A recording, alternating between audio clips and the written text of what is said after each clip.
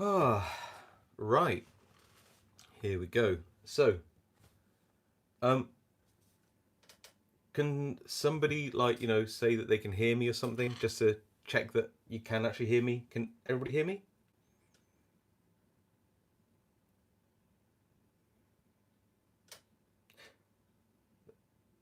Thanks.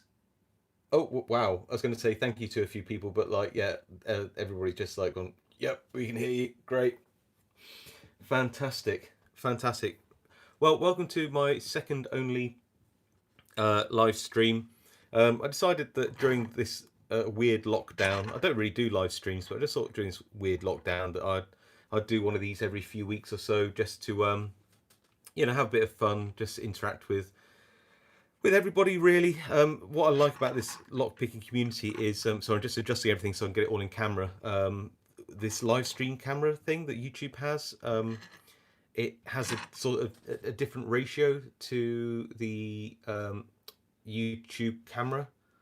Um, sorry, the my normal camera, so everything's a bit weird, but it doesn't matter. But yeah, as I say, we've got actually a really great community. If you just look at the comments, which are coming up at the moment, everybody's saying like hi to everybody, which I absolutely love. So for me, this is a way to just kind of like interact with people in the community when otherwise, I can't, or if I can, I can actually go to somebody's house and actually see them, which actually seems like a distant memory at the moment. Um, so yeah, smash like, as Denby Locksmith says.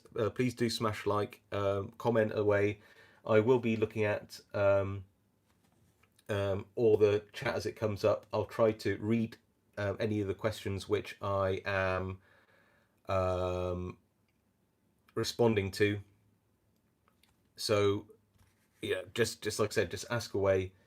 And 79 people watching. Come on, share the stream. No, that's actually quite good. Over the last, that was some Dutch Blades. No, yeah, please do share it. But don't worry. The last live stream, people drop on and drop off. They watch 10 minutes, they go away. I think we had like over 1,000 unique views last time.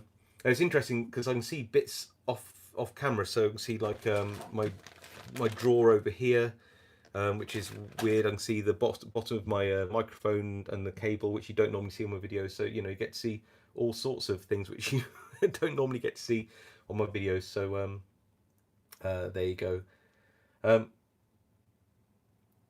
can you take apart your SB? I want to see how new. So this is from Deherigen. Forgive me if I got that wrong. What SB? What does that mean?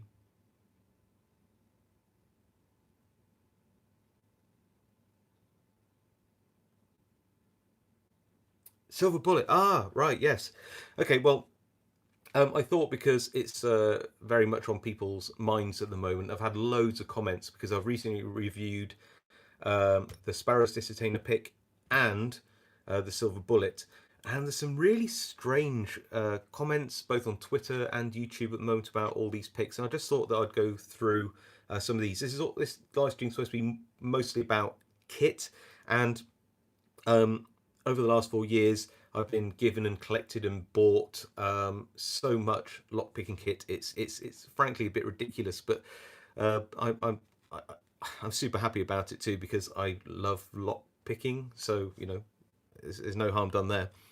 But I just sort of go through Dissertainer picks for the first instance. Now, what you see in front of you is pretty much what's on the market. Now, there are some, if you go onto like some of the Chinese distributor emporiums out there. You can sometimes find like an Abloy pick and an Abus pick, but they're a bit specific. And as far as I know, they don't really work on the newer versions of those locks, especially if they actually don't pick in order from back to front. So as far as I'm concerned, this is roughly it. There are a number of silver bullet variants out there, including a 3D printed one. Actually, saying that, I've got some 3D printed stuff from Boris, which I might as well put up here as well. I mean, they are actually an option, but this is sort of the options you have. You've got silver bullet type things, and there are a number under license. I got this one from Citadel Lock tools themselves. Then you got the Sparrows disc pick, and then you got some Chinese ones. And if any of you have spotted this one, does anybody actually know what this is? It's actually I think it's a tire pressure gauge. I just threw it in there to mess with you, just in case you didn't know what it is. But seriously, I did actually get this for a good reason, because I was looking on. I just had this idea that maybe, I mean, you can see what I was thinking, right? That maybe somehow you could make one of these into a dissertainer pick, albeit that, I mean, can you see where I was going there? I'm not kind of like completely crazy, am I? Maybe I am. But yeah, it's a tire. Yeah, that's it. Sorry, not a tire pressure gauge. DAS locks. You're entirely right. It's a depth gauge. I'm an idiot. Sorry. This is a pressure gauge, isn't it? That one. Yeah, it came in a two-part kit. I was like, ooh, I wonder if I could actually use these to make something. Because I'm always looking for like just to see whether you could make something out of something. I actually think you probably could actually adapt this into a dissertainer pick, but yeah, I just put it over here. So, do I think you should own just one of these pieces of kit? And uh, not really. No, I mean, I think if you can, it's worth having all of them. But obviously, you can't really justify spending hundreds of pounds unless you are really into the sport. You're a professional locksmith. You're part of a pen test team, whatever it is. You know, I absolutely love this silver bullet, and it does so much more than all the other dissertainer picks. But you got to be seriously into picking dissertainer locks, or really need to be able to afford this. Um, then you've got the Chinese ones. Does that mean that you shouldn't buy the Chinese ones then because the Sparrows ones come out? Well, no, because especially this one. I mean, this like cost just under £5, and with a little bit of modification, it will pick through loads and loads and loads and loads and loads. I mean, like tons of dissertainer locks, mostly, admittedly, the Chinese ones, but there's nothing wrong with it, especially for the price. I mean, you just can't go wrong. I mean, why wouldn't you? Um, so it's worth having one of these, just because at that price you can mess them up, you can play around with them. I think Daz Evers, I think Daz, you're on here somewhere. You've actually made some of these. Oh, sorry. Kyrill's just said, "What is Talan's channel name?" It's Talan Pick. Yeah, his YouTube subscriber velocities are picking up astronomically, and I think that's brilliant, because he's clearly one of the best YouTube pickers out there, and he's a really nice chap. So yeah, I think that every picker should probably have one of these knocking around in the bag. You get to learn how to mess around with, you know, making a profile tensioner at the top, and thinning down these things. You learn a lot from just messing around with them. And if you mess it up, well, it's only a few dollars. It's not going to be the end of the world. Get a couple. You can adapt them to make other tools. I mean, these are great. 3D printed ones are always an option if you're on a budget. But then you've got to actually have a 3D printer, or know somebody with one, and then you've got to get all the tubing and stuff. These are actually really good. These printed ones, they're actually printed really solidly, and really nice. Yeah. Edoc Dab, those cheap picks are good to experiment. Absolutely. Ryan said, where do you get those Chinese ones? Honestly, anywhere. If you just like Google for Chinese dissertainer picks, or dissertainer picks, these will pop up. I mean, they're so cheap, but they're generally worth having. Just because you can get better equipment doesn't mean you shouldn't get some cheap ones to experiment with and play with, especially when you're learning, because honestly, these things do take a bit of a beating. When, with better quality, higher precision stuff like the Sparrows pick, I think I said on a video or a comment, I don't care if this is made of adamantium. That is some really fine sort of welding or whatever it is that's gone on here. If you hammer that tip with by over tensioning your lock, it will snap. There's nothing that's going to stop that. So yeah, I do think it's worth going through the motions of playing around with some of the cheaper stuff before you get to the more expensive stuff. Genuinely, I think it's just good advice. Unless you are really experienced at lock picking and you really know what you're up to, and then it's fine. But honestly, sometimes it's good to start at the beginning. Um, so there was some debate on my channel. Oh yeah, Southeast Lock and Key. Yeah, Amazon has plenty of those cheap Chinese ones for sure. So yeah, I mean, Loads of comments on my channel. I think people get confused as to why you might want to get something like the Silver Bullet when the Sparrows pick is available. Now, I have to say, and I'm despite my relationship with Sparrows, I'm not endorsed by them, I'm not sponsored by them. I'm under no obligation to say I like something, but I genuinely think that they've done a great job. This is what, $45, something like that. I mean, that's I don't know how they've done it for that price. This thing feels good. It's made well. It's well thought of. Bosnian Bill and Lockpicking Lawyer clearly worked with Sparrows to make a really high quality thing. I don't think either of those guys would want to put their name to something which is bad quality, and then they're clearly putting their name to it and letting people know about this and all the rest of it. So this is great, and a lot of people are seeing pickers pick some really quite good quality discontainer locks, on guards and kryptonites and Oxfords and various other bits and bobs with this pick, and what you're seeing is absolutely all feasible. Even I think an Abus Plus core. Everything you see is absolutely feasible with this pick, but there's a caveat which I don't think everybody has quite got yet, and it's not a secret. It's not like I'm being weird about it, but sometimes you just can't front tension a lock, especially if it's rear tensioning. Sometimes you lose all feedback. Now, it could be that you have two locks which are the same. So I've seen somebody actually, so this is an Oxford heavy duty. I've actually seen somebody use front tension on this rear tensioning lock and get an open on it. Why? Well, use a special technique where it doesn't matter what the first disc is, and I think on this lock it's this disc here. What you do is you tension on it anyway. Now, what that does is it pushes imagine the sidebar straight, it actually pushes the sidebar out of the lock slightly at an angle, but you might be able to feel some feedback towards the other end where you should be tensioning. And if you set the discs in this order as you go towards the front of the lock where you're tensioning, what you can actually do is you can sometimes feel as the sidebar drops lower and lower on the side away from where you're tensioning, sometimes you can actually feel the gates all the way up to the last disc where you're tensioning from, in which case then you need to tension off a zero disc with the tip and then turn the tension back and you can get an open. Now that's a technique which Lockpicking Lawyer uses a lot. I would say that's not always clear. He definitely says it, but the theory of what he's doing, but the theory of how that works isn't entirely clear, I think, sometimes. It's not a diss on Lockpicking Lawyer, who I hold in the highest esteem. He's truly a world-class picker.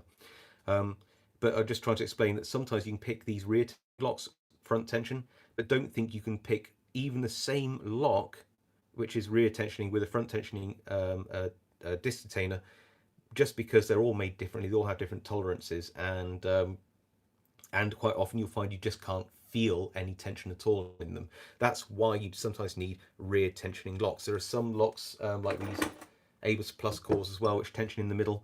Now, I've actually weirdly picked this front tensioning, but there is a butterfly disc. It's a disc which actually, as you over rotate it, it is shaped such that it pushes this sidebar out. Now, what I found is if you jiggle the front tension enough, then sometimes I don't know what's going on. I assume it's just something about how you can trap the sidebar in the mechanism to tension properly on it. But I found that you can actually get lucky and get onto the butterfly disc and tension off it, and then pick your way through, and then tension off the zero disc when you find it, and turn back the tension to set that last disc. So I'm on the fence as whether it's a really reliable technique to front tension one of these Abus Plus cores with the two butterfly discs, but I do think it is possible. I think it again depends on the lock, and these are notoriously bad with feedback anyway. But it's a whole lot easier again if you have a disc detainer pick which does tension from the center as well. So my conclusion is that your Chinese disc detainers are awesome for just learning cheap Chinese disc locks. They're great. You can learn to modify and adapt, and you learn so much from them. They're so cheap, you might as well have them. the next best thing, well, you know, if you really like modifying stuff, I mean, obviously print out your own 3D ones, but commercially available stuff, you know, for $45, this does everything that these do, and it does it a lot better. You can get into more locks with those really super deep keyways, like this one here. You can see how deep the first disc is, and you can clearly open some higher security locks with this, but please don't think that you can open all disc-detained locks with this. Even if you've seen people pick rear tensioning disc-detained locks with it, which is completely not fate. You can, but it's not every one of these. And again, so you know, your silver bullet pick is clearly the one which can get you into the most locks. You can see I've got the Abloy tip on there. Can we just appreciate how fine that tip is? Pretty amazing, isn't it? And yeah, it's somebody asked me to take it apart, so I can quickly. Oh, actually, no, I don't take this apart because I've actually set up the tips for decoding. And that actually does take some time. So forgive me if I don't do that. I should probably move on from these disc-detainer picks. Any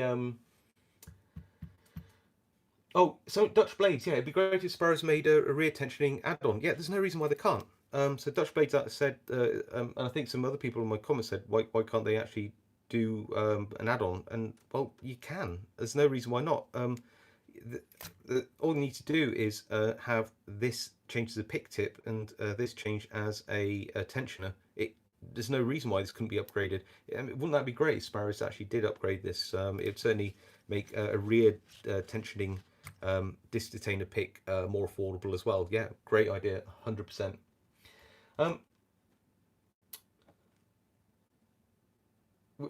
Albert LaBelle said, I wish I could just buy the Abloy tips for my silver bullet.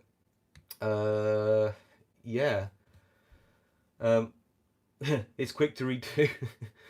I didn't find it quick. I'll send you pictures if you email me. So this is Teherajan. I don't know if I'm saying your name right.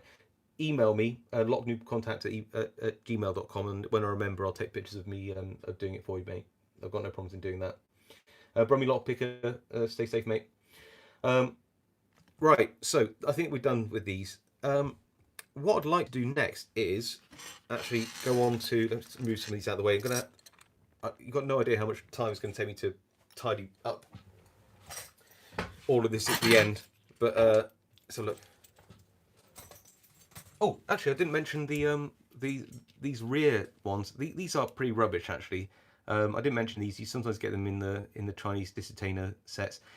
They are pretty bad, but you can modify them. The problem with these is you have to modify them so much to get them to work. That it's I can't really recommend them for new pickers. This one, for example, I modified for the Abus Plus, but the old one, which didn't have the butterfly discs. So this was good fun, inspired by pickers like Daz Evers, actually.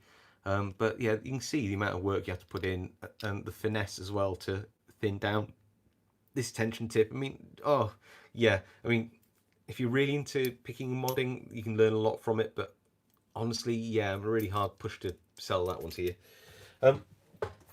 Okay, so this is probably the most underrated. Oh, it says those. So yeah, so he said, yeah, you trash your tips and make new ones from tool steel. Yeah, if you've got the ability to do so. So there you go. I reckon that these, and a lot of people reckon as well, that these are severely underrated picks. Now, I'm not joking when I say that, because clearly when people see these really cheap picks, I mean, what, you can get a whole thing for £3, about $4. Might even be able to get them cheaper if you buy enough of them. These are the infamous or famous Secure Pro lock picks. But I really think that these are undervalued. I mean, think about it. this whole thing is the price of one medium cost lockpick from a better known maker. Now, they're not made of good steel. They're absolutely not, and the handles, well, they're not that great. But to be perfectly honest with you, they're also not too bad. Most of the profiles in here, not all of them, but most of the profiles in here are actually pretty usable. So there are a few junky things, right? So this is absolute junk. You might be able to like find a Kiso 10 or something that you'll get open, but it's not. Yeah, you don't need that in your life, trust me. And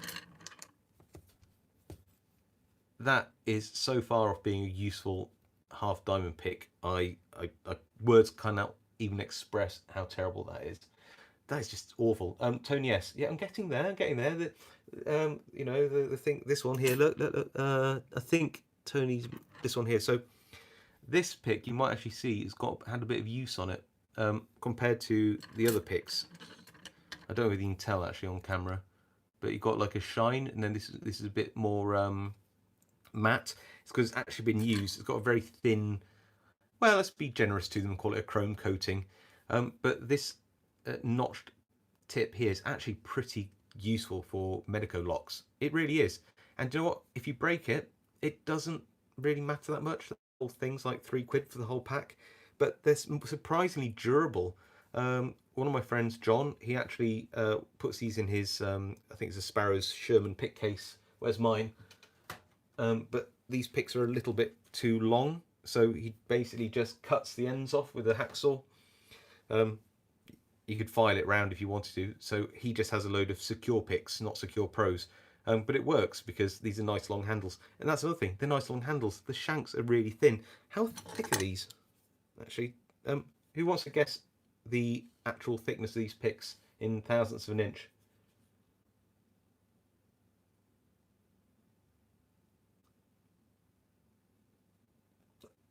Oh, lockpicking says, hi lock new, how are you? Good lockpicking, thank you. 18 thousandths, 18 thousandths, 30 thousandths, 0.6 mils. Sparrows overrated. 80, I wouldn't say that. 28, 12. Oh, all of them. Okay. I can't remember off the top of my head, but I think. Let's have a look at that. Oh, I'm going to embarrass myself now, but I reckon that's 23. No, I'm going to 24, 24, 24. No, so far off. 27. So that's 27. Let's try another one to see get a bit of an average. That's 31. Okay, so the answer is they're all over the shop. That one's 31. That's 30. So somewhere between probably about 27 and 31 thousandths of an inch, which is actually quite thick. But look how thin the profiles are, and that honestly you can actually use them in quite a lot of locks. Would I pick this up as my first kit or recommend it to noobs? Absolutely not. But I think if you are an experienced picker and you just want a cheap set to knock around with, honestly, some of these profiles are really nice. I mean, just look at that short hook. That's so usable. It really is. It's such a nice one. And this sort of medium hook is again so nice together. Plus that that notched pick. Where is it? Come here. Where are you? That one. And this rounded half diamond, which is really nice for picking wafer locks. I mean, that's worth the price of entry on its own. Really like them. But the best thing about these is I've helped some friends and done my own lockpick villages, teach people how to lockpick, and these are honestly like the best picks. Now, I am aware that I think different manufacturers make these Secure Pro picks and they do vary a bit in quality, but if you get a good set, they bend rather than snap. They're actually not like a super like high carbon or hardened steel, so they actually bend. And when you've got a load of new people who don't know how to pick locks, be able to just quickly bend the hook back and you know, let it go on for a bit longer makes a whole lot of difference. So for like, if you teach people how to lockpick, these are like really good because it doesn't really matter if they break them, but they don't break as easy as you think. Yeah, I actually quite like these. So that's my underdog of the day pick set. If anybody agrees with me, just say in the comments. So JWRM22 says cheap starter picks never the issue. Try and locks that will fit it. Might be. Actually, I have to say that with these, because of the absolute thinness of the shanks, most Euro cylinders can be picked by these, in my experience. Not like super high security ones or ones with like particularly tight keyways, like you know, your Zeiss Icons or your Corbins or anything like that. No, they probably struggle. But you know, your standard Yale ones and Eras and things like that, these have no problems with at all. So that's these ones. Right, what's next? Some of my favourite starter kits over here. Anarchy 1, yeah, Mad Bob's makes nice picks. They do. They do, absolutely. In fact, I actually have a couple of Mad Bob's things here. So yeah, so it's a terrible and tale actually, with Mad Bob.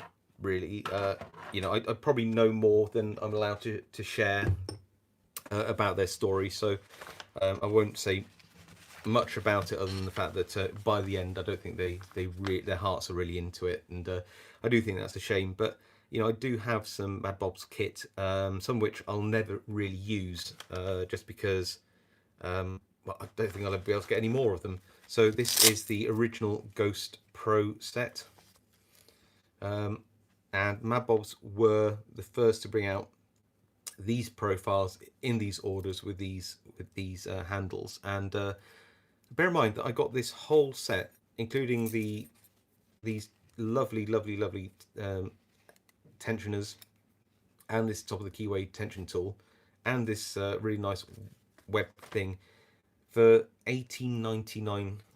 I mean, that's ridiculous. And the finish on these is really nice. I think that they hand finished these. They tumbled, but then they hand finished them.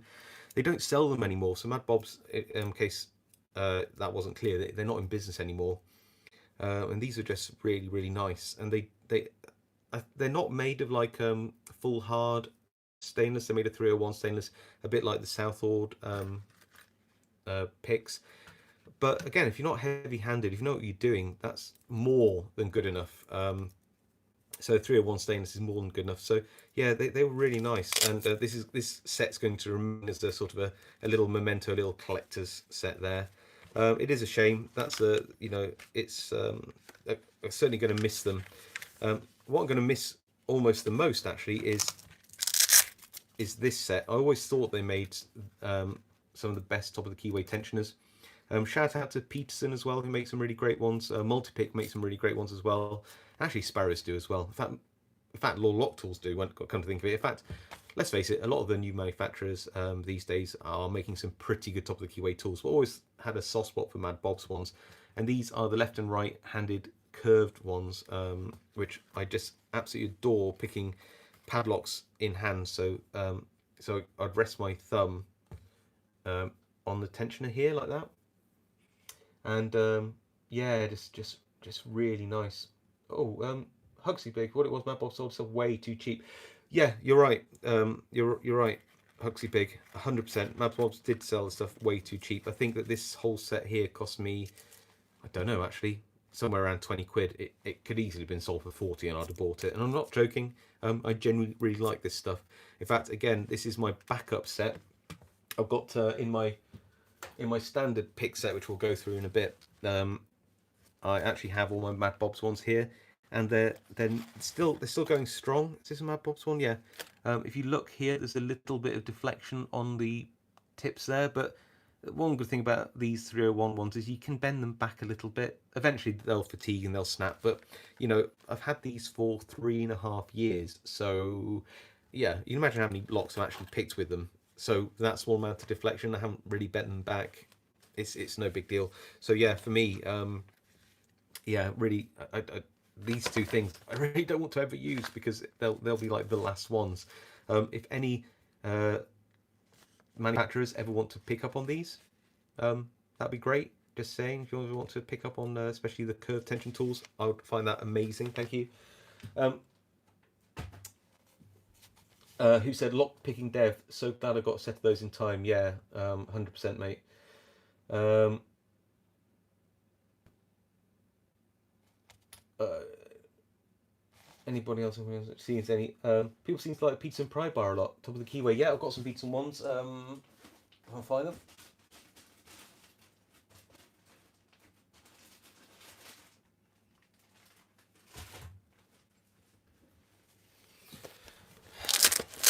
Peterson.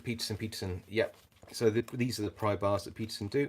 I don't think it's a full set, but I don't know if Peterson were one of the first to. I think they were one of the first to do these top of the keyway pry bars. Whether they were the first or not, I don't know. But yeah, they're really good. There's nothing wrong with them. Although, like I said, frankly, most of the manufacturers these days do pretty solid top of the keyway tension tools. So you take your pick. Multi-pick probably do the best sort of top of the keyway selection, but you're paying a lot of money for it. But then the quality's high. Ah, there's so much choice, isn't there? Okay, let me finish with Mad Bob's, and I'll go on to why I don't use a lot of Peterson picks, despite some of them being my favourite. So, right, Mad Bob's. This, I've expanded it a little bit, but their little padlock picking kit was just brilliant. Absolutely loved it. And my friend Baldylocks actually brazed on the tension tip of this. I think it's a Squire 660, 770 pick tip, which is really good because it did fatigue. I use this so much though. But of course, that's a problem with when they shut down. You can't always get replacements for your favourite stuff. So having great friends like Baldylocks. Who knows Baldylocks' channel? Come on, comment please.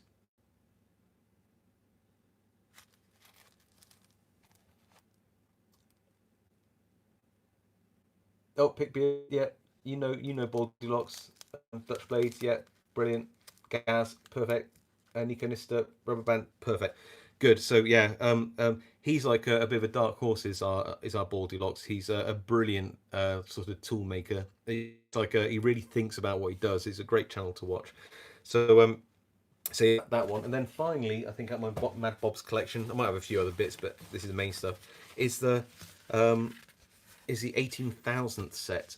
It's a little bit ill-fated actually, because it seemed to get some mixed vibes about whether it was too soft. Now they make this out of the same steel they make the Ghost Pro set out of, which is 301, which, as I said before, isn't like a hardened or a stainless or anything like that. It's just but it is good. It's serviceable. But you can see already that these are super thin and very very flexible. Were they too soft? No, I really wouldn't say so. What I would say is that if you're using picks which are under 20 thousandths, you just got to be like super careful. And yeah, there were stronger picks out there under 20 thousandths and 18 thousandths. Peterson and Sparrows actually do sets of 20 thousandths and 18 thousandths, which were stronger. So if you're used to those picks, then yes, in comparison, these were weaker. Does that mean these are weak? No, they just need a bit more care because they're just not made of as strong as steel. It's not weak steel; it's just not as strong, and they are really really nice. I have used these a few times. Multipick do 18 thousandths as well, don't they? But yeah, they're really good. But again, I'm not going to use them now because they're a collector's edition. Now, the legal lock picker, who some of you will know. Yeah, so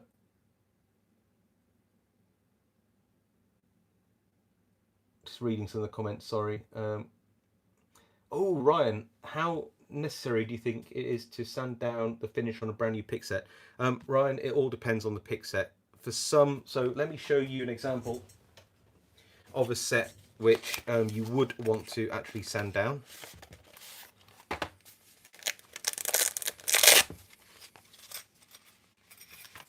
There we go.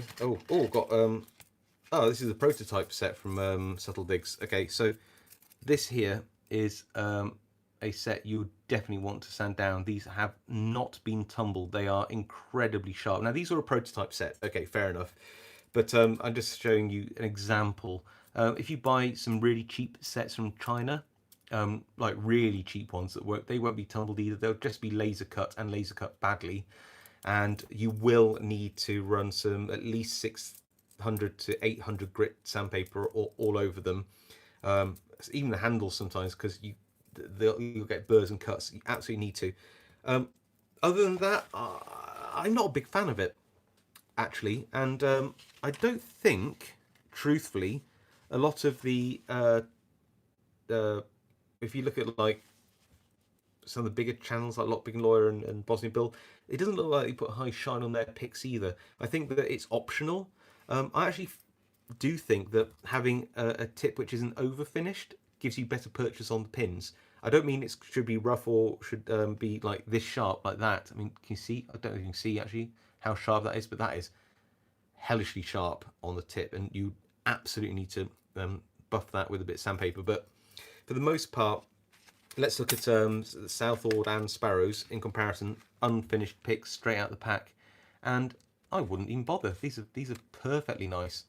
And if you want to put a shine on them, you want to make them all shiny, you can go up to probably 2,500 grit wet and dry paper using a wet process, and they'll look fantastic. But you might actually over sand the tips, make them weaker and more slippy.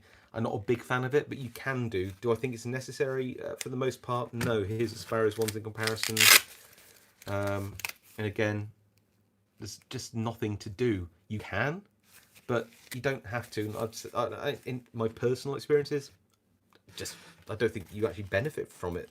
But yeah, there are sets where, yeah, you know, they're sold unfinished. They're cheaper, and some of them, I think Subtle Digs actually say they're not finished, which is not, you know, good of them.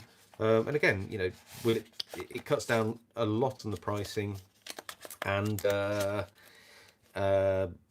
it doesn't take long to do. But generally speaking, if you're going to buy a better quality kit, Ryan, no, you just don't really need to at all. So yeah, sorry, back to the Mad Boss. I'll move on again. So yeah, this was actually sent to me by Legal Lockpicker, who I think most of you should know. And this, I don't know how he got it or where he got it from. This is like a prototype Mad Bob's pick with an aluminium handle. I don't know how many of these were ever made, but he sent me this one, and I'm very grateful. And it's just really cool, isn't it? But again, it's just going to stay as a memento in this pack here. But yeah, I thought it was a good kit, this 18,000th one. Really nicely finished, nice handles and everything. But competing with other kits which were made of slightly stronger steel. It really comes down to preference, as most things do. Okay, Peterson. Yeah, Tequila Dave. Where's MHM? Yeah, tell me about it, Tequila Dave. Oh, lockpicking dev, good point. That tip gets more slippy if shined up. Yeah, I mean, you've really got to go for it, lockpicking dev, to to you know, to make it too slippy. But I have done it in the past. I made them too thin, too slippy. Yeah. So right. Oh, who said lock sportsman single picks only if you know what you get? Yeah, I mean, okay, so that's actually a good point. You know, we're spoilt. I mean, by the amount of manufacturers that we have available. So you know, we've got Peterson, Sparrows, Southall, Mad Bob's, Law Lock Tools here. Got some multi-pick picks here. You know, wow, we spoilt. I mean, generally spoilt by the amount of great kit available. But what if you didn't know what to go for and you wanted a new set? Well, actually, everybody knows that you're going to be using something like a short hook, aren't you? So if you had the funds to do so, and not everybody does, but if you bought like a short to medium hook in from all the manufacturers, not only would you use them anyway, you would, even if you had a preference, you still use them, but you'd also get an idea for whether the handles were nice, how the steel behaves, what the finish is like. Yeah, it's actually not a bad idea to experience that, although you might get stung from postage, depending. But yeah, so that's one option. The other thing is, when you're really starting out, it's all. I really think it's worth getting a kit, whatever that is. You know, so I think that these represent two of the best value starter pick sets out there. You know, they're not much money, around 20 quid, maybe under. I can't remember the prices. Um, so Southall do the C1500, 1510, uh, 20, and the 2010 kit. Yeah, I think so. And all of those are insanely good value. Sparrows, I mean, I've always preferred the tuxedo, but there's also like the night shift. Is it night shift? Yeah, and the spirit kit and a few other ones I can't remember, but they're all sort of the same, roughly price wise, and they offer good value as well. And I think that the reason why is I think that it's worthwhile learning the profiles, learning what they do, learning how you use them in different locks. So I wouldn't recommend a beginner building their kit up pick by pick. I really would say get yourself a half decent set. I've got a video out there about what I think are the best value, best sort of starter lockpick sets out there. I think these two feature in it actually, and I would recommend you getting a decent set first once you know that lockpicking is for you. If you don't, then having something like this isn't a bad idea. It's only a fiver, and if you really hate lockpicking, you'll know pretty quickly, and you'll never have to worry about it again. Right, Peterson. Now, this is a weird paradox. Oh, Joseph Sweeney. So, do you not think Mad Bobs will be back? No, I really don't think so. I think if you know them or know their email addresses, then you might be able to convince them to make you a custom this or a custom that at a price which would suit, but it would be a custom job, probably by a friend. But I don't think they'll be back. I really wish they would be. I'd really like to think that somebody might take on some of their designs, profiles, whatever, and keep them alive in spirit, if not in reality. But yeah, I won't hold your breath. It's a sad thing, right? So this is what I call the Peterson paradox. I got this Peterson set for. This is the Phoenix set. I think I got this on sale in the UK. I think a company decided not to trade Peterson stuff anymore. I don't know if it was acrimonious or anything, but they decided not to anymore. And I myself and a few other people actually benefited from the sale by getting something like this kit for, I don't know what it was. It's like £25 or something like that. And this is like the Phoenix Ultimate or something like that, which is worth many times more than that. I can't remember the price, but it's not cheap. And no regrets at all, because one thing I will say is that Peterson do two things superbly. One, I really think, apart from being a little bit too short, that their handles are superb. I love them. They're nice, they're grippy, they're light, they're stiff, but they're comfortable. They're brilliant. Also, the steel. Wow, I love the steel. And where's my everyday? So this is a brand new one. This is one I've been using for about 4 years. Okay, so one I use for about 4 years is on top. I've not ever broken it. You can see it's a little bit bowed, but that to me just shows how good that steel is, and I'm brutal with this as well. So yeah, and the gem is by the way, the gem, one of my favorite all-time profiles. Love it. Lockpicking there, best part Peterson's, the handles, yeah, absolutely. Um, so uh, now Jason J, Peterson are overpriced. Sort of. In Europe, yeah, I would say so. In America, I would say not. I think they're pretty reasonable in America. In Europe, I think the postage is too high. I don't call out manufacturers at all. I like to say good things rather than bad things, but I do think the postage is a bit steep from Peterson for European pickers. There aren't many alternatives, but I think you can actually go through people like Australian distributors like PickPals and get sort of cheaper postage, which doesn't make sense to me. I think Bosnian Bill covered that off as well. It's just odd. But anyway, like I said, back to the good things. Some of the best steel, some of the best handles. I use the gem all the time. A few of my friends think the gem is the best all-round profile as well. But why don't you see me use their picks? Well, the fact is that a lot of them are just too big and clunky for European keyways. And because I can't get them very cheaply, even though they do a whole set in 18,000, it's just a bit too much money for myself to buy. So it's not really an issue with Peterson. I just can't really afford the 18,000 set, really, compared to cheaper pick sets which offer just as good functionality, albeit I love the handles. And a lot of the other profiles are just a bit too thick at 25,000th for a lot of European keyways. When I go to LockCon in the Netherlands and you see a lot of European pickers, I see very few Peterson picks, and I don't think it's anything against Peterson at all. Like I said, excellent steel, excellent handles. If you've got a lot of wide open American keyways, then you're going to be absolutely laughing. So here's an example. For example, so here's like a Schlage keyway. I think we're all familiar with those, but you can just see that. I mean, you know, it's big, it's wide, it's open. These Peterson picks will absolutely monster a lock like this. And if you were in America and you had a set of these, I think you've done well for yourself, because they are superb quality in general. But the reason I don't use these very often is literally just because for myself there tend to be better or at least as good alternatives for cheaper, and that's it. There isn't any mystery to it at all. Some things which I really like, I love their Bogota profiles, really nice. Oh, hi Chaz.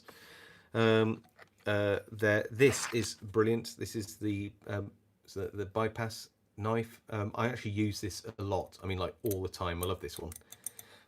So yeah, it's another Peterson tool which I really like. Actually, the knife is really good as well. Very strong. So that's a bypass. That's the really strong bypass knife. That's really good. I use that as well. So I probably use 3 things out of the Peterson kit. But yeah, that's about it really. But it's always worth having around because I don't think you can. You know, it's hard to have a true opinion of something if you don't actually have it and you haven't really used it. So I'm very grateful to have this, and I'm so glad I got it at a ridiculously good price. But yeah, there you go. So does anybody actually use Peterson on the chat? Who does? Who uses these? Bears back. I just can't pick with them. Over 100 quid for a set. Use 3 picks. Yeah. Well, to be fair, like I said, I got this for like 25 quid or something like that. So not really upset. Lauren Arndt, it does. Only 2. Oh, ever seen the Bosnian Bill and Lockpicking Lawyer special on Peterson? I got a photo. It's when he was mad at them. No. JRM22. We're on various forums together. Could you send me a link? I'd love to see that. Yeah, Gem and H. Oh, the H1. Yeah, the H1 is a good pick, Jason J. I agree. It's just it's not. Yeah, not for me. Gem all 3 sizes. Yes, Dave. I'm a virtual high five, mate. Hi from Australia. Hi, Chaz. Will do. Thanks, JRM22. Okay. What next? Let's go on to my pick set. Now, yeah, this has had a few. Bosby Bill was pretty mad at Peterson in one video. He gave all his Peterson picks away. Really, that's cool. LPN Junior uses Peterson as well. Sweet. So yeah, this is my current pick set. Now it's been through many revisions. I normally, a few years running, I've done like an update of what's in it. Maybe I'll do one this year at some point. But you'll have a preview of that on the live stream. So I tried to keep a bit of everything in here just to sort of cover all bases. Now I don't have a lot of like specialist stuff in here, so you won't find too much exotica. This is like the one I carry around with me if I go picking to a mate's house or meet a picker down a pub or go anywhere. This comes with me. If I go to LockCon, this is the kit that comes with me. If I'm picking in my study, then this is the kit I use. This is the kit. And it's like all my most favourite things, and I usually have spares in my other pick box of all of this stuff. So what is it I really like out of this? Well, I've got the 20,000th and 20,000th versions of the Sparrows profiles that I use the most. So all the short hooks and the medium hooks.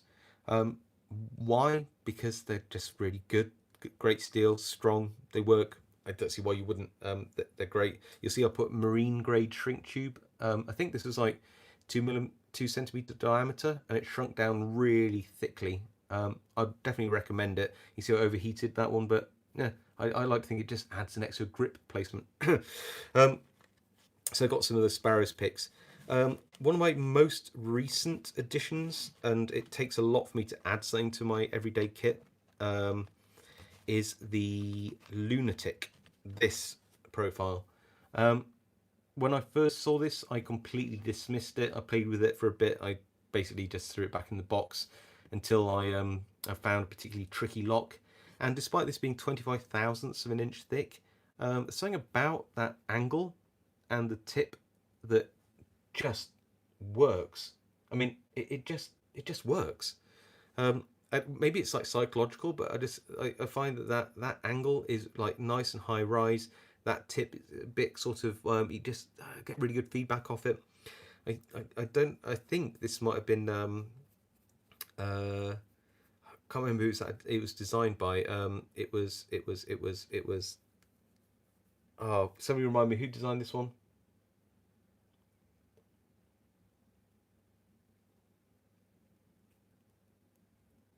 Somebody should know. Tony Tony S. The Lunatic is perfect for the ABUS E60, E20, and E30. Yep. New Dog. Yes, it is a Sparrows pick, but Wizwazzle. Yes, Ryan, it's Wizwazzle. You win. Arun, thank you so much for even attending, mate. I really appreciate it. So have a nice one. Yeah, Wizwazzle, perfect. Yes. So yeah, Lunatic. Just I've fallen in love with this profile, and yeah, it's brilliant. Technically, I don't know if it does any more than say a steep medium hook would do in terms of reach, but the way it does it is everything. So yeah, I mentioned the Peterson Gem. Man, I love this thing so much. I have like a box of spares, and you can see that I've got a few of those in there. What else is relatively new in this set? So, oh, look, the Medusa. Not a pick I use a lot, actually, just because it's a bit situational, but I'm very proud of it, so it does get its place in the kit. I keep the SS Dev set. Here it is. Keep the SS Dev set. There we go. In here, but I've never really used them. I keep them in there just thinking, one day I'm going to really need these. I don't want to take them out of my everyday kit, but I just haven't. And yeah, has anybody used these SS Dev ones? Anybody had a go? And yes, Ryan Wizwazzle has started making videos again, which is awesome. Okay, so Tony S says SS Dev hooks are amazing. So now I know Tony S is a great picker. So if he likes these, then I completely trust his judgment on these. But yeah, just not for me. Yeah, strange. One day I'll be so glad to keep these in my everyday kit. They have come out at one point. I put them back in again. They might come out again. This is great, by the way. This is so some of you will know what the handle material is. But in case you don't, it's one of these. It's a 13mm cable tie that was just chopped down. And this is a JB Weld in between. I've done nothing else, just JB Weld sandwich on a Sparrows 15,000th pick. And this is, if not as good as a Peterson's handle, it's darn close. And I've made it a bit longer. Seriously, really great. I absolutely love it. It's solid. It doesn't flex. It feels great. I really would recommend that as an idea. definitely over the marine tube trick wrap, albeit that that's a lot quicker to do and actually gives similar results. But yeah, if you had to do one mod, that's good. That's just a 15,000th hook, which I just keep in here. I do use that. What else do I have? Okay, so I have some spooks. They've got left and right spooks, dimple picks. Aren't those nice, by the way? Look at that. The shine on those is beautiful. In terms of like finish, nothing beats the spooks set at all. They actually make these out of Chinese Goso lock picks, because the steel is genuinely really superb. Um, but they're just horrendously badly finished. And spooks, they put on these hard rubber handles. I mean, just look at how round these are. I mean, yeah, Frank from Spooks does a fantastic job. I just keep these in my kit because you never know when you might see a dimple lock, but I don't keep a whole dimple set in there. These I've used more than I ever thought I would, because I never thought that I'd really need them. But these are the sliver set at 0.12. In fact, you can see that I marked off a very tricky lock. So I basically found the pin positions in the lock and marked off with a marker pen. Definitely, it's a hack rather than a cheat, because when you're working through warding, which is so tight, you need a 12,000th pick. Sometimes you actually have your feedback completely robbed off you. So make it easy for yourself. If you can feel where the pin positions are and mark them off, that's a technique. It's not. You shouldn't feel like somehow you're doing something wrong. That's what you should be doing. So yeah, I have found that these sliver picks have come to my aid really, really nicely. And the good thing about them being 12,000th is they take up like no space in your pick kit, so there's no real excuse not to just throw some in. That's what I say anyway. More recent additions are the Law Lock Tools version of the I think it's the SS Dev Wonder Waves. Now, what I really like is that Peterson and Law Lock Tools, who made these, do actually recognise that is it Christine Palmer and SS Dev designed these Wonder Waves and did all the work. So that's really great. Because I don't like bad mouthing people. There is one manufacturer who makes these almost exact profiles, but doesn't give any credit at all, which I think, how much effort would that be? Just say, oh, by the way, credit these people. But there you go. These are cool. I love these. These are just some Picology sets. I don't know if they even make them anymore, but you can pick them up on like Amazon and places like that now and again. And they're made kind of crudely. You can see that the shank is only about a centimetre deep, but they're like welded in or fixed in like so. Was it Tool USA, not SS Dev? Thank you, JRM22. Tool USA. Thank you. You're right. This is why live stream's good, because you can actually correct me. And yeah, Dave Scott, it's definitely Tool, not SS Dev. Thanks, Tool. Appreciate it. But yeah, anyway, the point was about just giving credit where credit's due. I mean, it doesn't hurt. And yeah, most of all the major lock pick makers out there who do make those sets do give credit, but there's one in particular who doesn't. It wouldn't surprise you if you knew who. Okay, so yeah. Anyway, so these Picology sets, now they usually do such a weird picks, and I couldn't really recommend them to anybody. I think I said that in another video. But also, if you are into lock picking, they do some weird profiles which are really, really useful, like this super thin wiggly worm thing, perfect on those like tiny, tiny, tiny, teeny weeny low security locks. And this sort of like decaying snake profile, I just love it.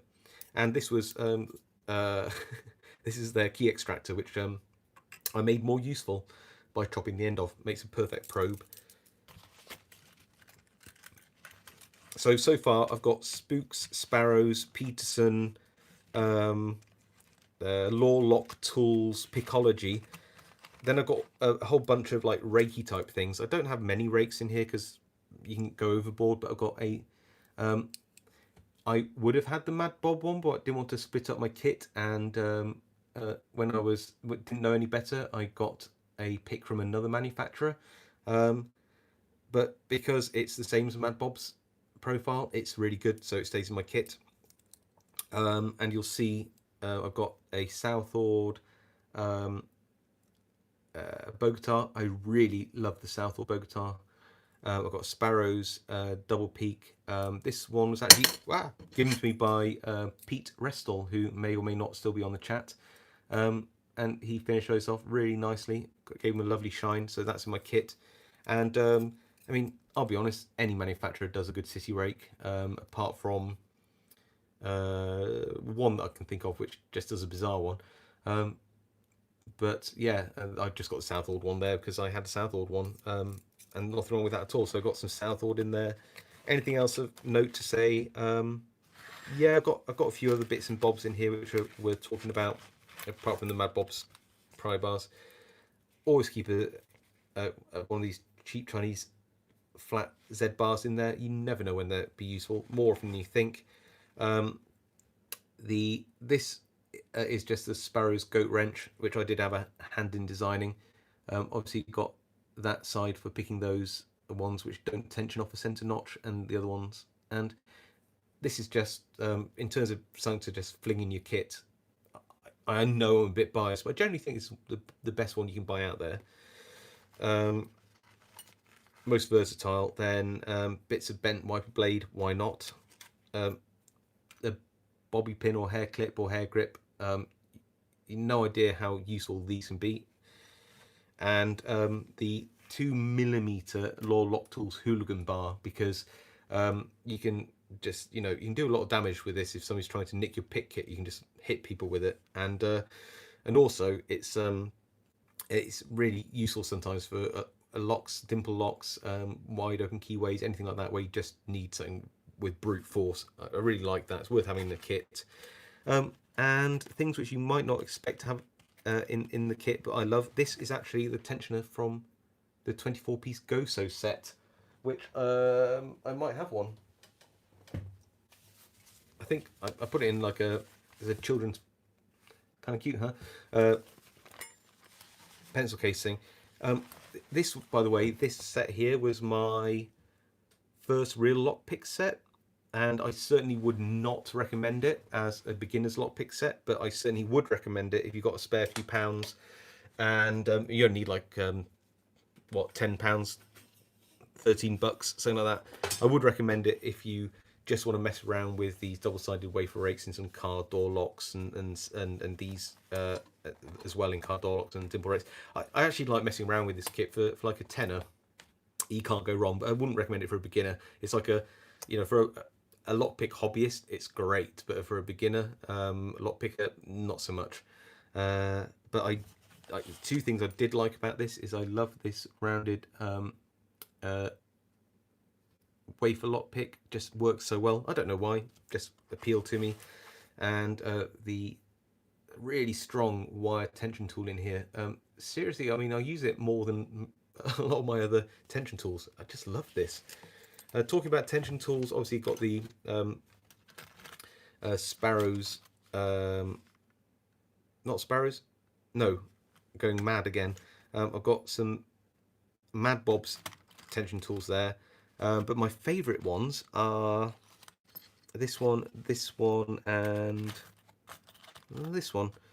I think if I just had those, I'd probably get, actually, if I had my four favourite tension tools, okay, 5, you've got to have 5.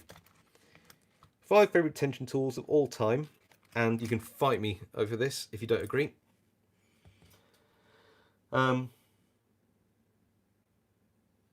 Nico Nista said you could buy a set of cheap tension tools for like $2.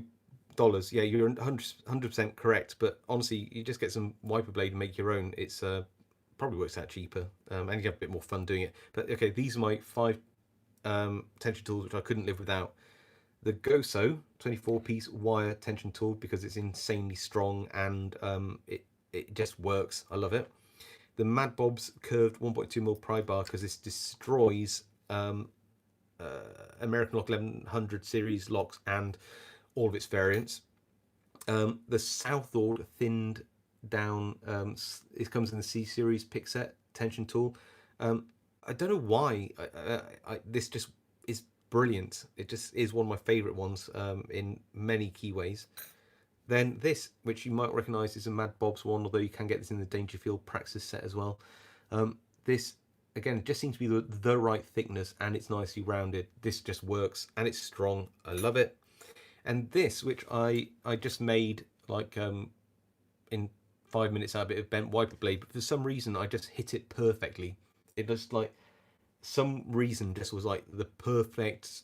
It's all done by eye, but I've made a few of these in the past. But this one here is like magic. I don't know why. I just everything about it, the angles, the way it's rounded, it works. If I ever lost this thing, it must cost what, 1/10 of a pence, really.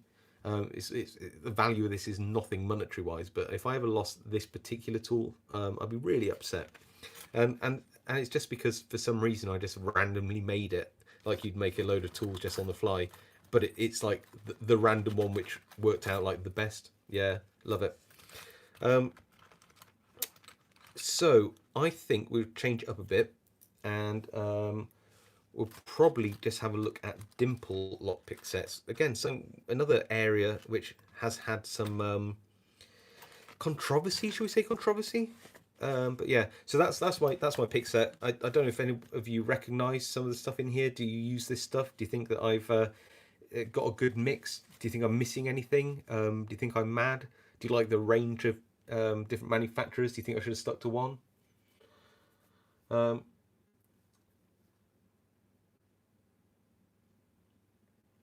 Okay, so Malibel says very good vid. I'm still learning as a hobby. Spent a few bucks on cheap sets. Now I see the best sets are worth buying, so the Chinese ones.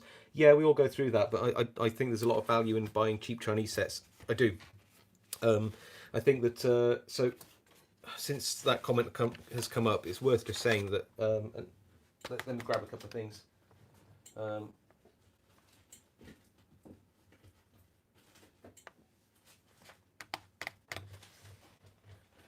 Right, here you go.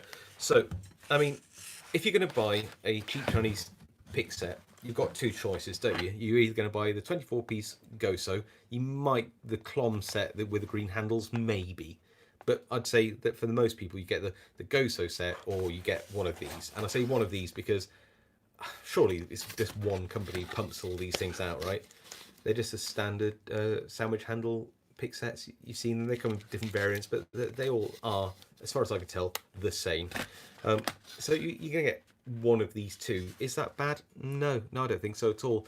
I think that if you really get into lockpicking, you'll get frustrated with them quickly, but they're good enough to learn whether you like them or not, and you're not going to drop more than a tenner on each of these, are you?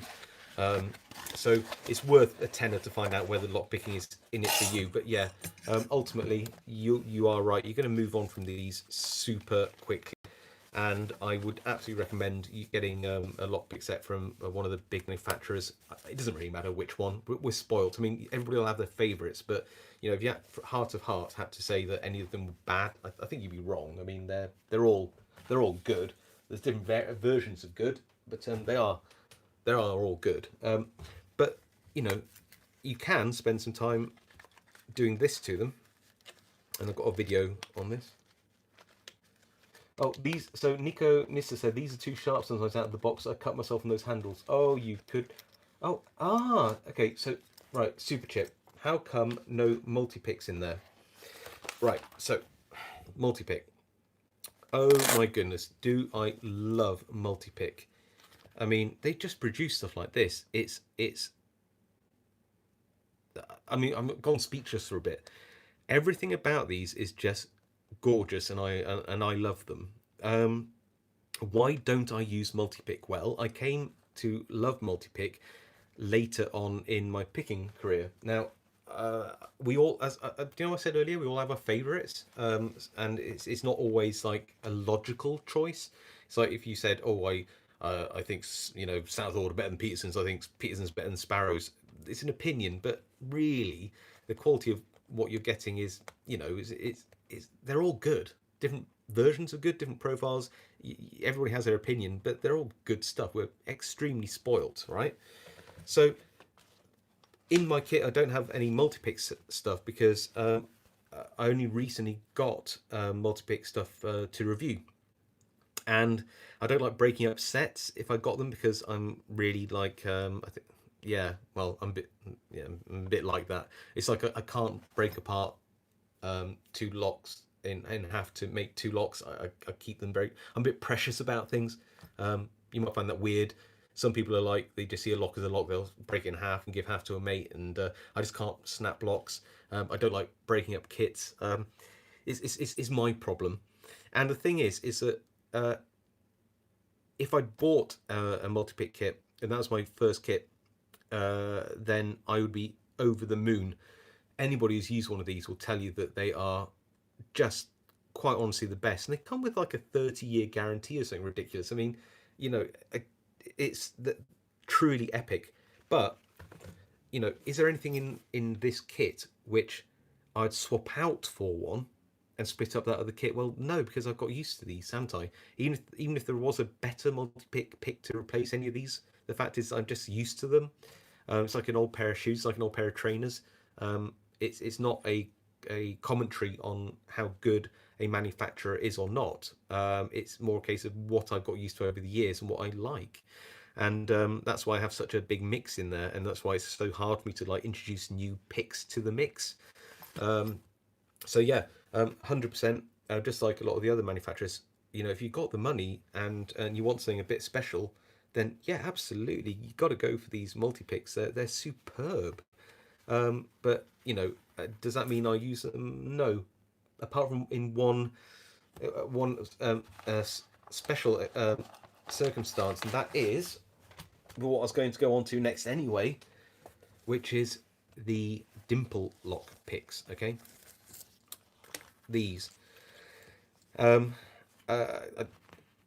make sure I've got got both retention tools in there. Okay, so there's a couple of reasons why I use this kit, and I will come back to what these are in a minute.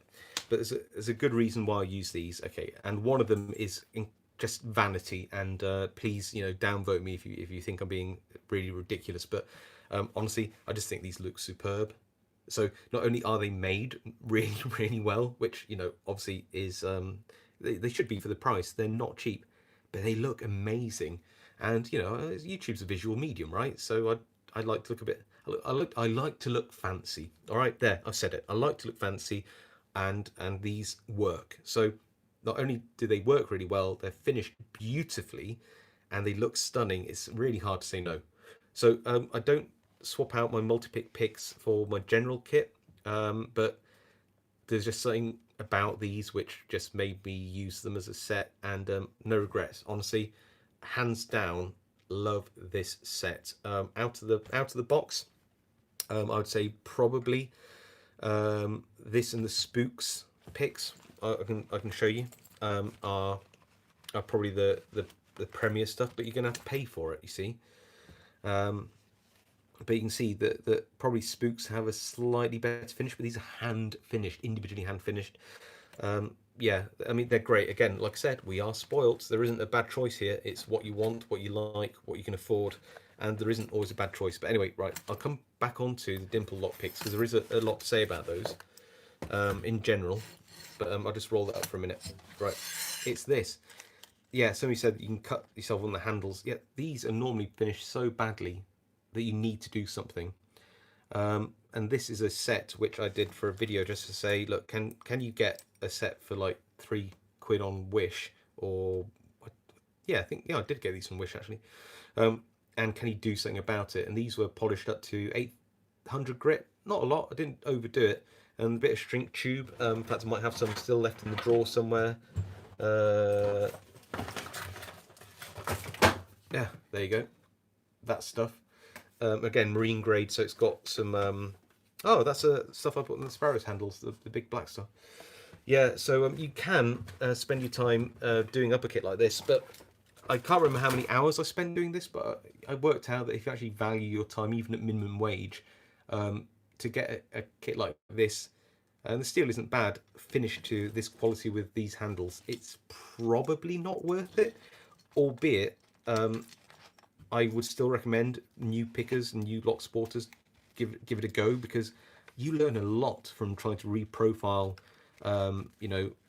badly finished picks and shine them up and put handles on. And if you go wrong with these, it doesn't really matter. Not in the long scheme of things. Yeah, you might be down a few bucks, and that would be bad for some people. But for the majority of pickers, you probably wouldn't mind so much if you snapped one or two of these picks. It's still worth giving it a go. Do you know what I mean? So okay, right, dimple lock picks. So where's my kit? Ah, right. So for years, I used these. There you go. Now I don't have any of the Gozo sets anymore, or do I? Let's have a look. Okay, so I have most of one here somewhere. I don't know if I have the handles anywhere. Probably. Oh, I do. Yes, there it is. Look. So I have mixed in here are some like jiggler keys and the raw lock tools and whatever non-brand this is, skeleton keys. But in amongst this, there you go, I've actually got a whole load of bits and bobs, including the mantis. Yeah, but this is most of the Goso pick set, and a lot of people would buy one of these type of Chinese sets, but they're all pretty much the same. Let's have a look at just anything, doesn't matter what, as it is, which is unfinished. And these are like really unfinished. They're very sharp. You can't do a lot with them. Oh yeah, no, spooks did come up earlier. Yeah, absolutely. Gav, broke one very easy picking normally. Who were you talking about? Sorry, oh,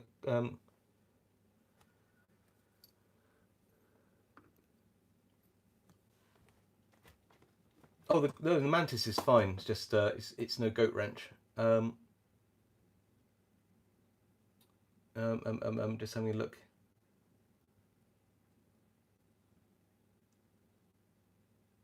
Oh, Black Flag. Right. Yes. Well, okay. I'll get those out as well. Right. So I've gone up through the comments.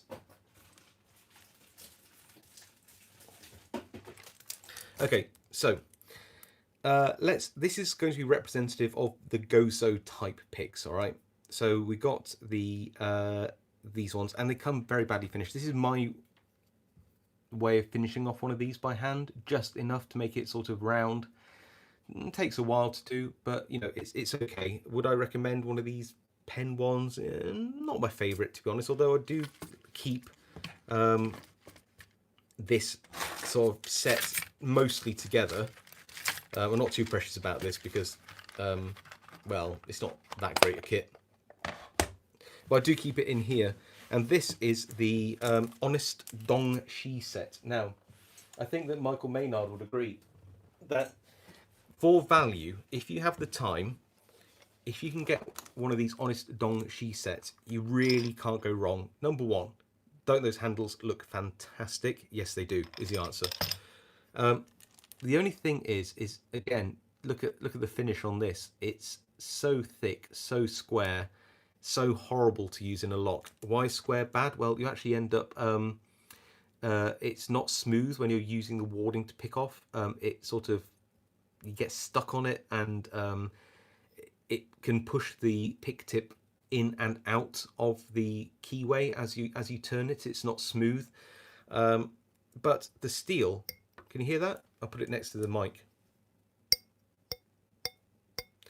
You can hear that sort of ring to it. That is so hard. I don't know what they do or how they make this or what it's made of even, but it is so hard, this steel. And some of them are like incredibly thick. That must be at least 50 thousandths. It's crazy.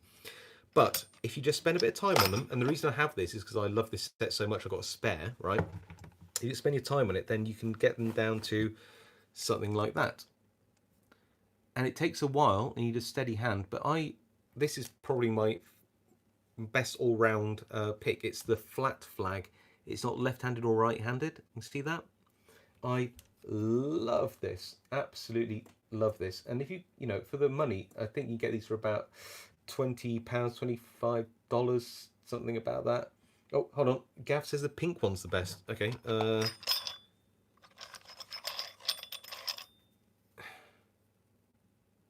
It's all right, Gav. But yeah, so those weirdly sold in a glasses case, but hey, it works, right? I love them. So, you know, if you're going to spend your time making these round and polishing and filing them, you get brilliant handles, superb strong steel. The only thing is, it really does take ages to get these looking nice. And honestly, I don't think I'd ever get them as nice as. Oh, let's have a look. These hand finish spooks sets. I just don't think I would. So I mean, you can see the difference is, you know, I spent some good time on this. I love this pick, but just look what Spooks have managed to do with a similar material. Superb. So yeah, absolutely love these. Would absolutely recommend them to somebody on a budget but has a little bit of time on their hands and is, you know, got the skill and ability and knowledge to be able to finish the kit. By the way, this case was made for me by Pinhead, who I've not seen on any of the locks picking forums for a while. So I hope he's okay. If you know anything about him or where he is, then do let him know that he was mentioned. Okay, then we've got the Sparrows black flags. Now, I actually got called out the other day by somebody saying, "Oh, these must be rubbish because you don't use them." I'm like, okay, but I don't really use the multi-pick picks. You know, does that mean that they're rubbish too? No, it just means that I have, you know, my kit. It's great. I don't have any desire or need to, you know, just use every piece of equipment that I have. The reason I keep a lot of these things is for the comparisons and making videos like these, really. So what do I think about these? Well, they are more flexible if you push down on them. Now, I've used these a fair bit, nowhere near as much as the Honest set or the multi-pick set, but I use these a fair bit, and I don't see any issues with it. Okay, I don't. Now, if you're going to use them like this, then maybe, but if you're twisting them, I've not found an issue. Again, I haven't used them as much. Maybe they would fail quicker than other sets. I don't know, but I actually quite like the handles. I quite like this set, and I think that, you know, it's priced between the Chinese sets and the spooks and multi-picks. So again, a bit like the disc pick, it's in a perfect medium place. So yeah, I can understand if people have had a bad experience with them. And it seems like a few people have that you wouldn't be a fan of them. I've not had that experience, so I don't mind them. Do I use them? Not so much. Why? I just have the luxury of having other kits. That's really it. There's no mystery to it. What I would say though is that probably not worth the price of entry on its own, but these are not made out of the same terrible steel which you get in the cheaper Chinese sets. I don't know what Sparrows have used, but it's really strong, like really strong. So, you know, the tensioners that you get in here are absolutely brilliant. They genuinely are, and just this alone is really good. So, yeah, the customs charge. Do not get me started about customs charges. It's like, I think I bought. I think that it's like, is it £15? It says it's gonna be over £15, and you get your tax plus an £8 surcharge. And a friend sent me something which was worth like £15.99, and I got charged. I don't know what it was, like £13. I'm like, that really doesn't seem fair. So yeah, don't start me about those. So yeah, so Mr. Cocolitos and Edoc Dab, the tensioners are great. Yeah, I agree. Linus, multi-pick are the best. The best, I'm not sure. Are they the best compared to Spooks? Compared to if you have hand finished a set of these, it's really hard to say. Are they the best looking? Yeah, I don't think any manufacturer would get the hump if you said that you thought that the multi-pick set was the best looking. I certainly think they are probably the best looking set out there. Are they the best set? Well, all I can tell you is I use them. I love them. I don't like this idea of like, which one is the best, which one's the worst. I think you've got to look at so much about with the aesthetics, how it feels for you, whether you like the feedback, whether you like the handles, whether you can afford it, whether you've got time to finish a set. I think that it's so easy to say that one's good, that one's bad, this one's junk, that one's not.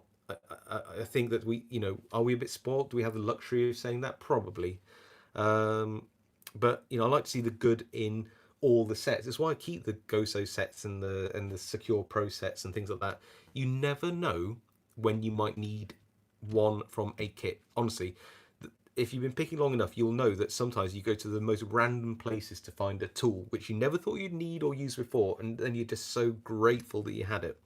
The one thing which, apart from the looks, that I love about this and this set is, and again, if you've ever used these, then you'll know that these flat Z bars are absolutely superb. I honestly feel that I could change a truck tire with these. They're so strong. They are just honestly they're brilliant. And as far as Dimple lock tension tools go, I if I had to recommend a set of Z bars like that, the multi-pick ones, truly excellent. Again, let me know in the comments if you've experienced them or you think differently. You might do. Anyone picked a Tesla T60 or T80 with a multi-pick? I probably have Gaz, I think, maybe. Talan Pick has been so kind to send me all the Teslas. I think I picked all the Teslas now.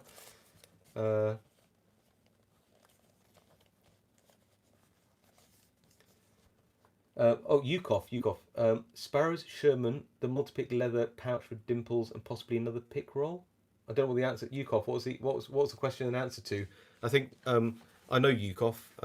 He's a really great friend, and I think both of us have a love for three things: good wine, the Peterson Gem, and the Sparrows Sherman pick case. Other than that, we have nothing in common, and yeah, largely won't speak to each other. But yeah, does anybody else think that Sparrow Sherman's like the best value all-round pick case out there? Anybody want to disagree with that? I mean, Peterson do a pretty good trifold, and certainly multi-pick again win for probably finest leather. But I think in terms of the price, your Sparrows picks are yeah, they're amazing, right?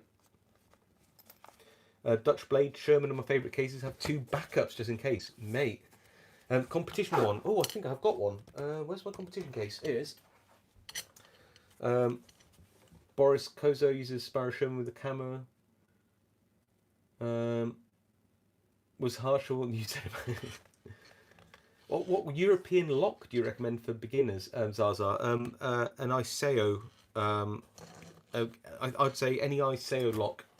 Standard European lock. I really love Iseo locks. I think that they are usually made really well, great feedback. CISA or CISA as well. So if you go for Iseo or CISA, then I think they're a great. They're lower range. Don't go for the really high spec ones because both of them do some insanely difficult locks. But if you go for I'd say Iseo or CISA or CISA, I think they are probably the best Euro locks to practice with.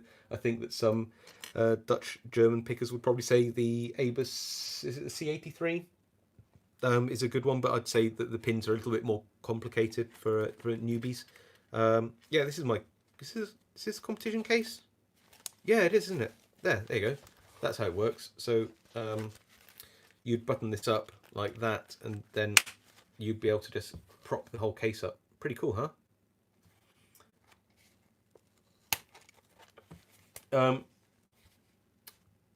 Does anybody want me to go through some of the weird stuff in here?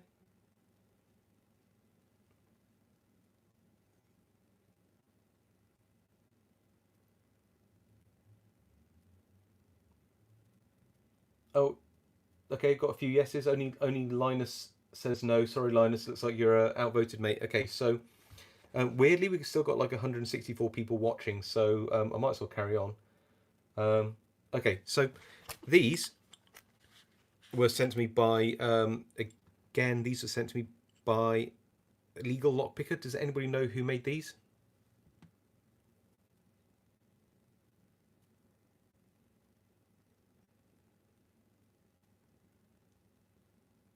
Go on, who made these? Tolothy? Ah, well done, Tolothy. You're 100% correct. These are Bosnian Bills picks. So yeah, I'm not going to deny I'm a bit of a Bosnian Bill fanboy. I truly don't know anybody who generally dislikes Bosnian Bill stuff. I mean, he's like, if in terms of YouTube lot pickers, he's the Don, right? As far as I'm concerned, I can't think of anything bad to say about Bill. Um, so yeah, to own something from him, I'm a bit of a fanboy. So yeah, yeah, bite me. I really like these. Weirdly, so this one looks like a modified like Goso thing. It's a nice strong steel. It's the curved one, so not something I'd ever really use. This one though, I'm not sure what this is made out of, but it's like it's really thin. I don't know if it's made out of like a spare hook or something, or it's just over thinned. But yeah, very odd. Um, I got a few bits and bobs in here. This was the first. Yeah, I think yeah, this is the first homemade pick I ever made. This is my attempt at making a Peterson Gem, and I mean, look at the thickness of the shank. I mean, that's insane. I don't know what I was thinking of. I didn't know what I was doing, but that's the first one I ever made. It's made out of some uh, oh, what is it? Um, feeler gauge stuff. I got some random stuff, so some Peterson stuff, which was part of another set, which I think Pete Restall gave me these, which is really cool. So these are three sisters or something weird like that, or am I just making that up? I always meant to do a review on these and never got round to it. I might still do it, but they're actually really good in small padlocks. But when you compare it to another L city rake or L wrench, oh, I have got my kit here. Let's have a look. They just seem really short. Like I said, it's not bad. It's brilliant in some locks, but it's just oddly short. That being said, I mean, I quite like the idea that you can see that there is you've got that kind of generally flat one. You've got one with a peak in the middle and one with a peak at both ends. I like the idea, but it's just odd. Not bad, just odd. Then what have we got in here? Oh yeah, these are fun. I think some of you have probably seen my video on these, but you can see that these are all. So I've got a set of feeler gauges, and so they should be that way round, and they're all on like a key ring like that. And they were up to 2 millimeters, and I got them at a good price. I think £15 for the set, and you can see that I've actually made these top of the keyway tension tools out of them. So before the hooligan bar came along, which is somewhere, there you go. I don't know if I've got a 2mm one. I've got, yeah, I do. So I actually made this, which is the 2mm version, which is the same thickness. There you go. Clearly this is made a lot better, but you know, I did make these by hand and by eye, and I have to say I got them pretty consistent all in all, so I'm pretty pleased with those, and I do use them now and again, so it's definitely worth making. Definitely recommend people get themselves a set of the I think it's like 0.1 to 2mm feeler gauge things. They're just really handy if you make stuff. Got some of the Sparrows like Halloween picks in there. They're really cute. This was something which somebody on the UK Lotsport forum got me onto, Metatron. Some of you might know. And these are stainless steel cable ties, but they actually make really good shims for the Master Lock 175 bypass. Yeah, they actually work on some of the less well made combination dial padlocks out there to do the same job. Got a few other bits and bobs here. I think there's another Bosnian Bill pick. Anything of note? Anything of note? Anything of note? Not particularly, but we do have these, which are kind of fun. I don't think many people have seen these. I might have shown some of them on a video, but these are the prototypes for the gut wrench. So there you go, got like a, so I weirdly 3D printed some when my 3D printer was working. And you can see that I tried to think about whether you could have like a little screwdriver design on one end, but just, yeah, it was a bad idea. And I made that way too small. It just was pretty useless. Even got one made out of metal, which was a complete, again, waste of time. I don't know why I did that.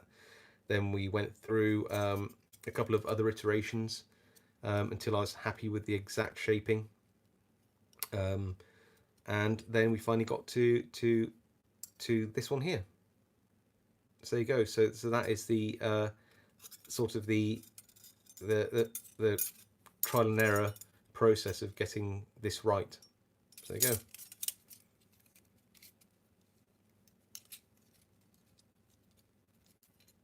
Oh yes, the real automaton. Yes, you do have one of those early prototypes. Yeah, yeah. And the Bristol meetup, I was like, look, I've got a bunch of these. They're a load of rubbish, but if you want one, you can have one. So it was very kind of you to humour me and take one. So I do appreciate that. So yeah, there wasn't anything else really in here which was worth talking about. So I'll put that way. You only actually got that case out because somebody said about the competition case, which is another kit, another great case, and it is. But yeah, for me, I'm a Sherman guy all the way.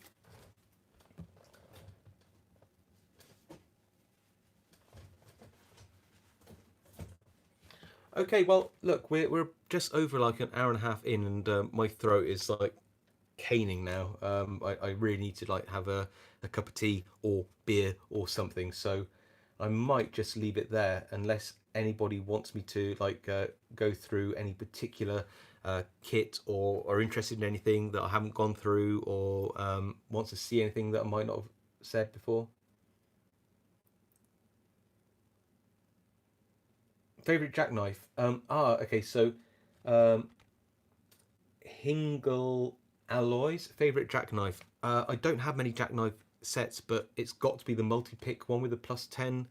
Um, if you wait there 1 second, I think I've got one.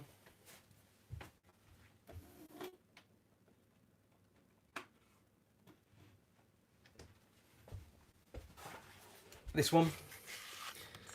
Just because I like the option of being able to customize your own one, and it just looks nice and it's packaged nicely. Yeah, so if I had to choose, it's that one. Does that mean there's no other good jackknives out there? No, there's loads of good ones out there. But you asked what my favourite one was, and so I'll give you a direct question. It's this.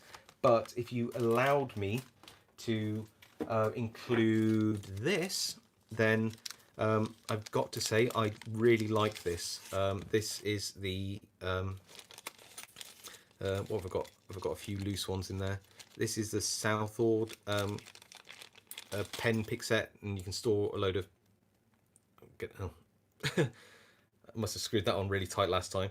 Okay, when I'm feeling strong, you can take the top off, and then you can just pop in your tips. And I was generally surprised about one, how many tips it holds, how nicely finished they are, and how slim these profiles are. They're just like the C2010 picks.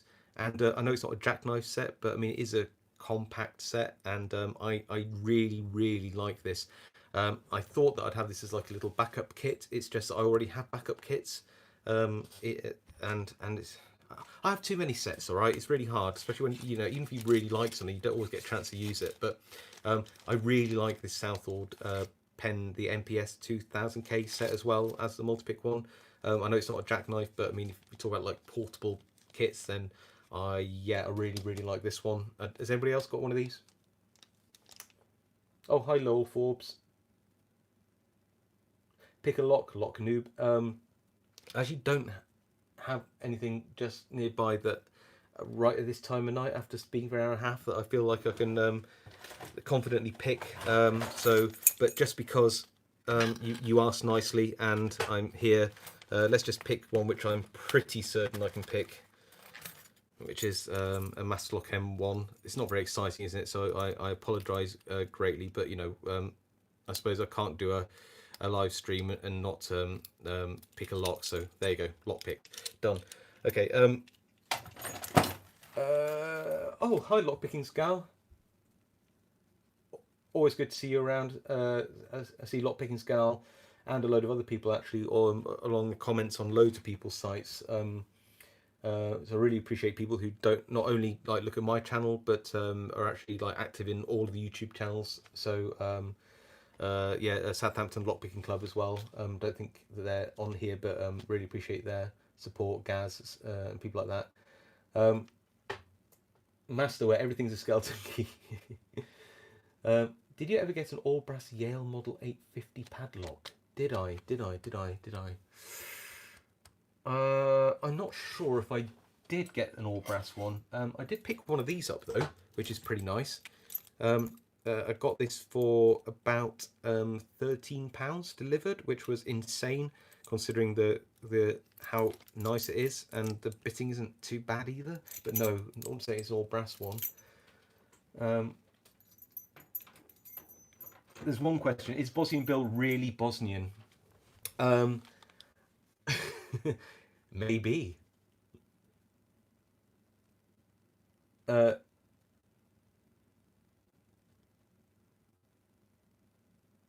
Why you got to show that right before bed? Sorry, is the master lock giving you nightmares? Sorry, I'm really sorry. Sorry, Seds. Oh, GJ Locks been watching from the start with social distancing. Do you know what? I didn't get onto my lever lock picking kit.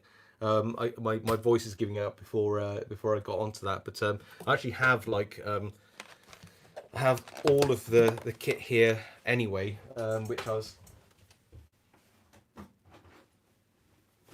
going to actually bring up, albeit it's a little bit more niche. So I've got GJ Locks's truly awesome multi-pick lockpick set, and I really really love this. It's brilliant. And then I've got things like the is it the ICL set as well in there, and I've got all sorts of other things. But I have to cover that off in another live stream. So yeah, apologies for all the lever lock pickers out there. I just don't think I've got the steam in me. Nice pelly case, yeah. That was like weirdly cheap on Amazon. It's like less than £15. It was really good.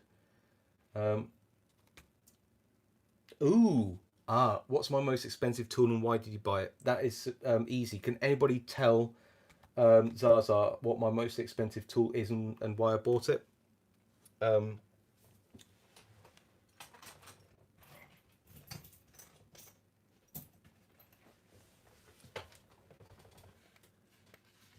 And Dutch Blades wins. Yes, it's the silver bullet. This was not cheap. I don't want to disclose the price because it was a custom job, and I don't want to give the wrong impression to anybody about what it might cost them if they bought another one or whatever. There's different places you can buy it. I can only really recommend going to Citadel Lock Tools for one, because that's one I've got. But you know, your mileage may vary. But the reason I got it was just because I spent 2 years thinking about buying it. Clearly, it's a very specialist tool. It won't appeal to everybody, but I considered that I've been picking locks long enough and do enough YouTubing to maybe just about warrant spending it. But it wasn't cheap. It was in hundreds of pounds. Let's put it that way.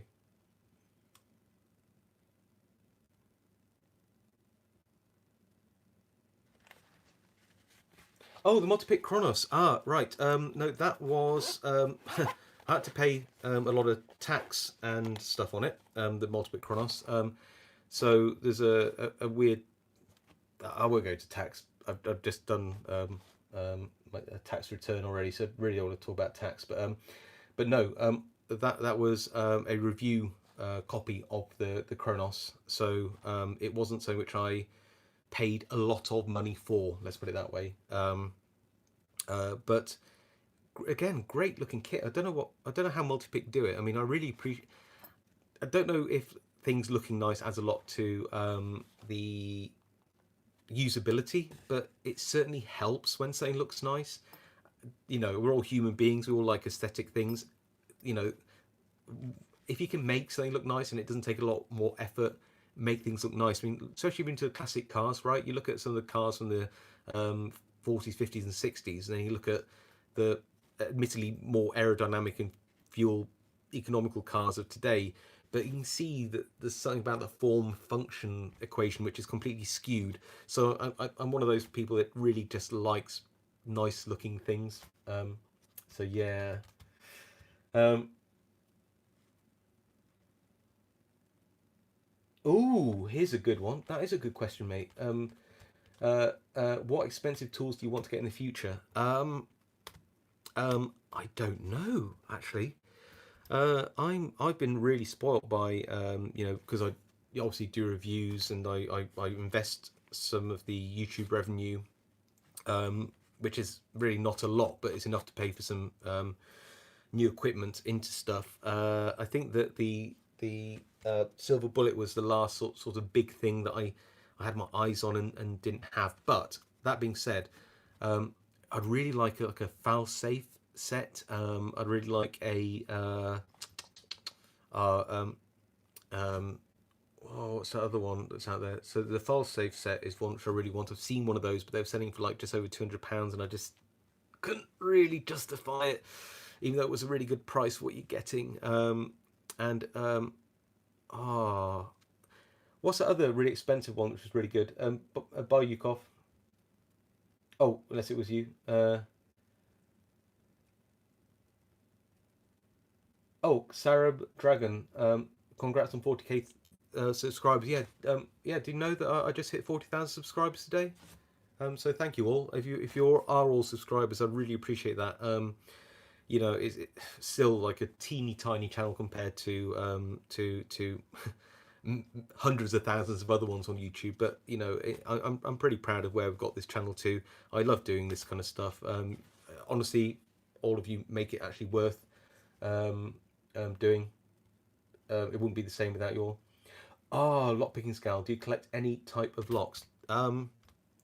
Yeah, so all brass locks. I really like. I don't know if I've got um, any to hand. Yeah, here's one. So that's what I mean. So it's things I collect these, but lock picking scale. I'll be really honest with you. I'm just a terrible hoarder. Um, I struggle to get rid of locks. So the fact is that I sort of collect anything, all lock related stuff. You can see from all these kits. I don't need these kits. I just collect them now. And yeah, do I have a problem? I probably have a problem, but I'm probably amongst a lot of people who also have the same problem. So I'm probably all right. Oh, you were saying bye to them. I'm not going anywhere. Oh, okay. We're going to talk about you, so do feel free to go, Yukov. Yeah, no. What was that? What was that pick set? Which they went away for a while, but came back, and they've got like the skull logo. Um, that's another one which I wouldn't mind.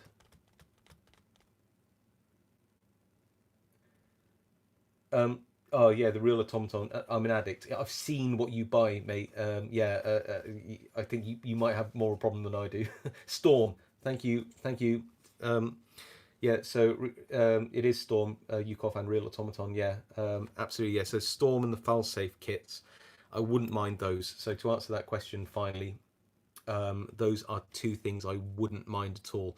I'd also really like a true antique homemade lockpick set. There's a lot of sort of fake ones and just dodgy ones out there, but it'd be really nice to have like an antique set of skeleton keys and something like that as well. Something with a bit of history to it. That'd be really nice.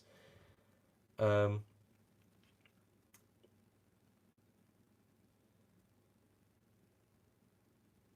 yeah, have the full storm kit. Yeah, I don't think the storm kit's that good actually. From what I've played with, it's not about the fact that I think it's really good or anything. It's just the fact that I don't really have one and I really want one.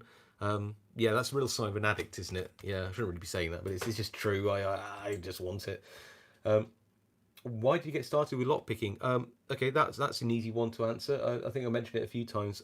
It's because we'd had a kid a few years before I started lockpicking. I used to do loads of different hobbies.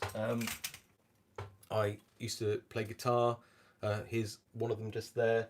Um, I used to read 3 books a week, 2 3 books a week. I used to do all sorts of like hobbies. Origami is another one. Um, I've actually got a video of me making this coming up. This is actually one piece of paper. This is obviously two locks on a keychain. I used to do loads of hobbies, and the fact is that I, looking after a kid, and it's really good. But you do sort of tend to lose yourself a little bit. You don't get enough time to do your hobbies. You see less of your friends. You're tired a lot more. You don't concentrate as hard. And I think I got to the point where I was getting really down. I didn't really have anything to focus on, and I wasn't in a great place mentally, I don't think. And I actually found not this kit, but something like this.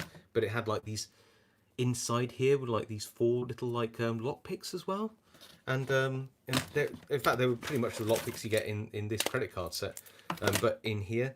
And it was just enough to get me sort of a little taste of it. Then I went down to local supermarket and I got this terrible padlock made by Rolson.